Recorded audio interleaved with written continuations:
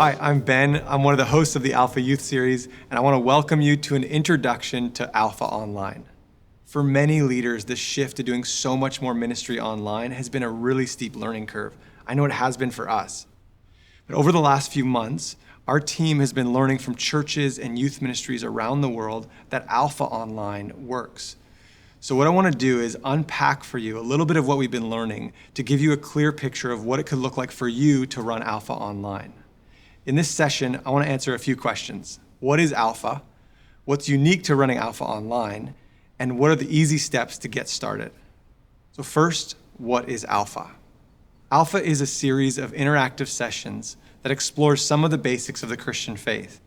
Alpha is about creating a space where people are excited to bring their friends for conversations about life, faith, and God. Alpha is for anyone, but it's specifically designed for people who wouldn't describe themselves as Christians or typically go to church. Every session has 3 parts: a time for connecting with others, watching a short talk on a key aspect of the Christian faith, and then the best part, discussion in small groups of around 8 to 12 people. It typically runs about 9 to 11 weeks, and the goal, again, is to create a space week to week for people to explore the meaning of life in the Christian faith. We want to give people a chance to encounter Jesus for themselves. Now, over the years, Alpha's been run all over the world in church buildings and homes, in schools, in prisons, but only recently have churches begun to host it online. And this is an amazing opportunity for the mission of the church, because a lot of the people who are attending Alpha Online are people who would have never stepped foot in a church building. And what we're seeing again and again is that for many people, it's life-changing. The core elements of Alpha, whether you're online or in person, are the same. Every session has a time to connect, then watch a talk, and then discuss the topic in small groups. Now, along the way, there's a weekend or a time away with moments for people to receive prayer if they'd like. And all of it's meant to be done in an atmosphere that's fun and welcoming. So whether you're online or in person, all the core elements are still there, but there are a few differences. So I'd love to unpack some of the things that are unique to running Alpha Online. And the 4 areas I want to look at are small groups, the team, hospitality, and then the Alpha time away. Now, at the heart of any Alpha is the small group. The goal for the small groups is to create an environment where everyone feels free to share their thoughts and questions about the session's topic and to build friendships with one another. The small group hosts and helpers act as facilitators rather than teachers and leaders. Their goal is to host a dynamic, inclusive conversation. Now, small groups, like I said, are typically between 8 to 12 people, including the hosts and the helpers. And with the Alpha Youth Series, there are 3 discussion breaks during the episode and a time for conversation afterwards, which is different from the Alpha Film Series, where all of the conversation happens after watching the full episode.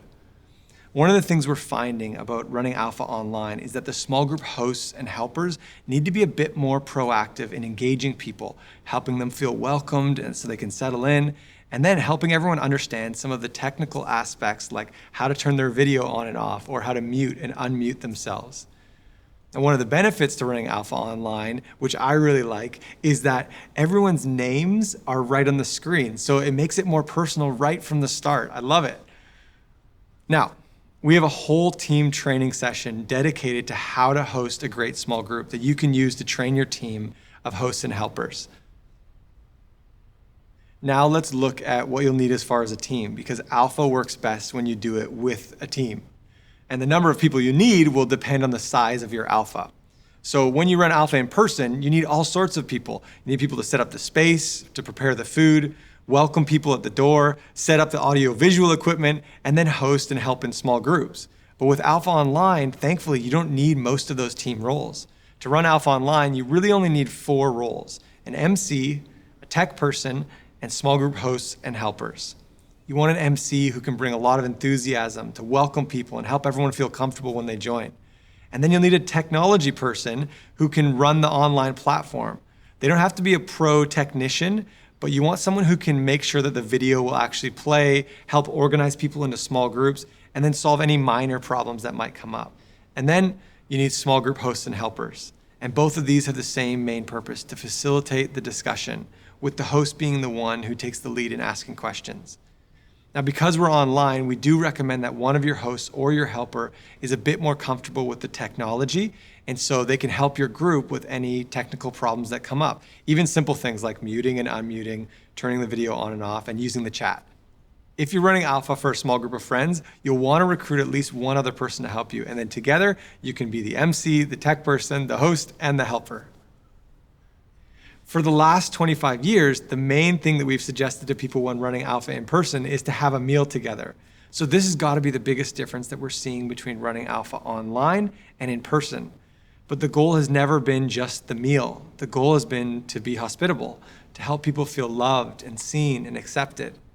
Now, a good MC will help you a lot with this online, someone who welcomes people and engages them as they arrive and helps make those first few moments a bit more comfortable. But a couple other things that we've seen people do to be hospitable are using the chat function to help welcome people, or starting the session with an icebreaker or a game, which I think is especially a good idea if you're running it for youth, or if you're just like an adult like me and you like laughing or having fun together. All of this just helps set the tone as welcoming right from the start. When it comes to the Alpha time away, the goal is the same in person or online: to give people a bit more time to reflect on their journey on Alpha so far, and to receive prayer ministry if they'd like.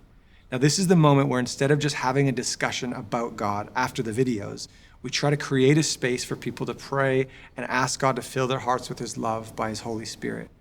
So even though we won't physically go away together for the weekend, many churches are finding ways to make time and space for people to connect with each other and with God in a more personal way.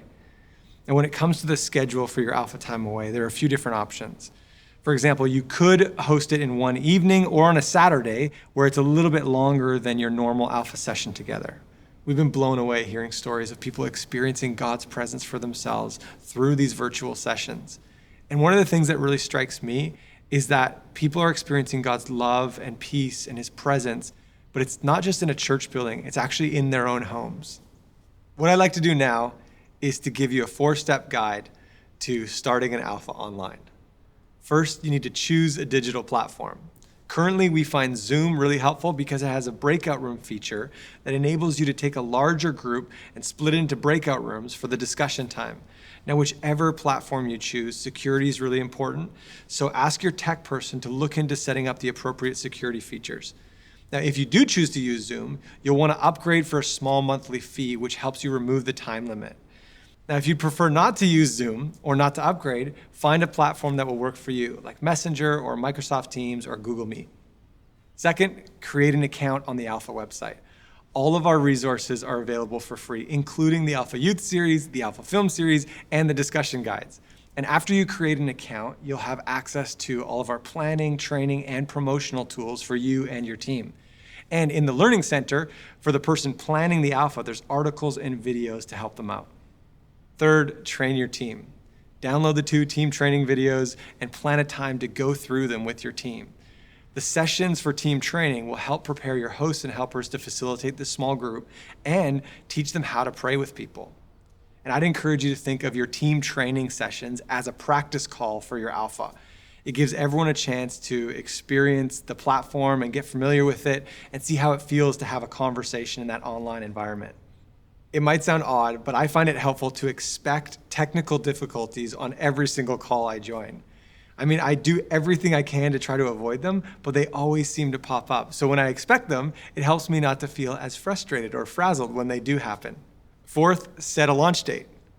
Decide when and how often your Alpha will happen, download the latest promo materials, share it with your team, and start spreading the word.